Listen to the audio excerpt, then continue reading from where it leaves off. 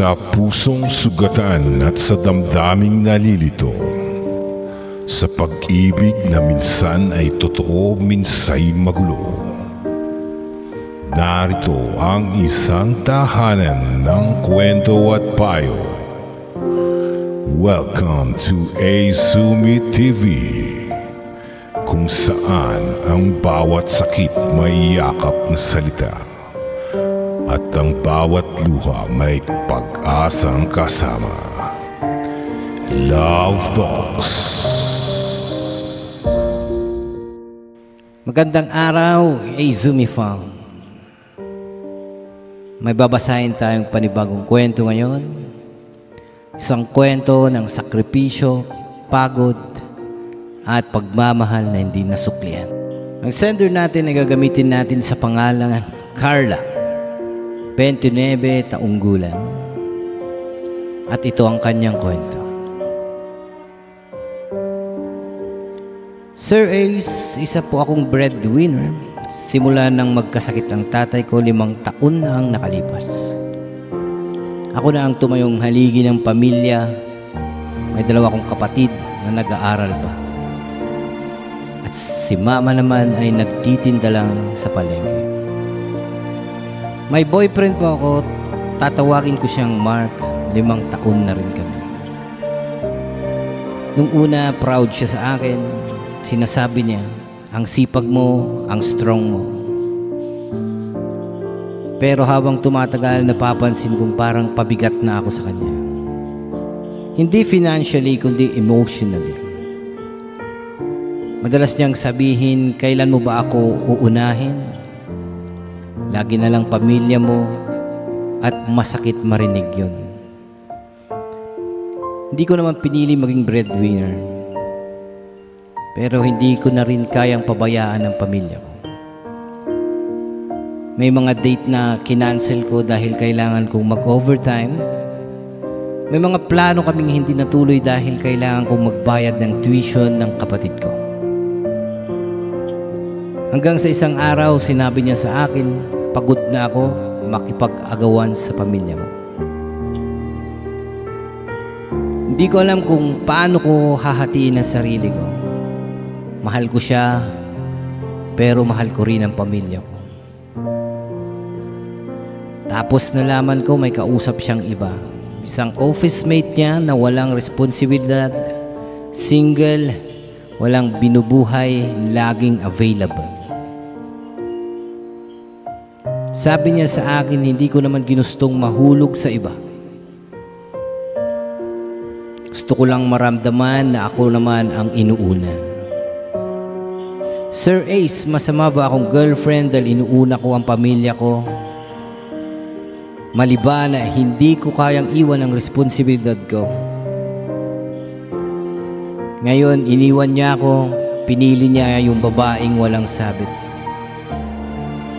Ako, naiwan na pagod na nga sa buhay, iniwan pa. Salamat po. Azumi Fam, hindi lahat ng third party ay dahil sa kulang ka. Minsan, pagod lang ang kalaban mo. At thank you so much, Carla, for sending your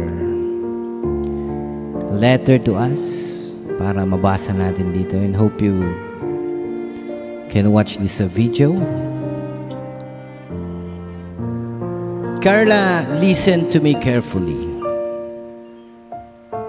Hindi ka selfish, hindi ka kulang, hindi ka bad girlfriend.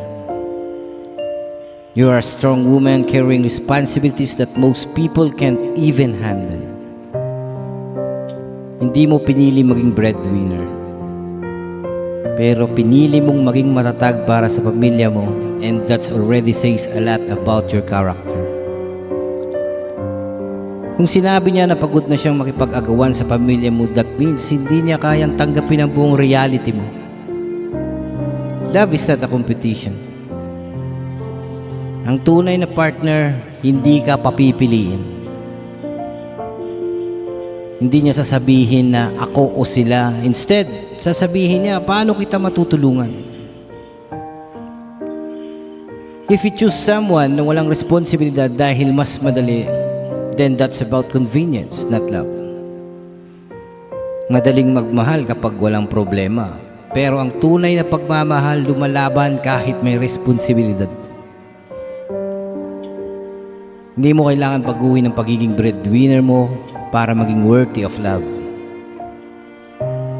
The right person will see your sacrifices as strength, not burden. At tandaan mo ito.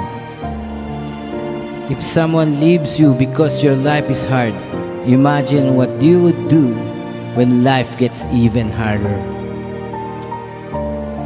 Hindi ka iniwan dahil hindi ka sapat. Iniwan ka dahil hindi siya sapat para sa'yo.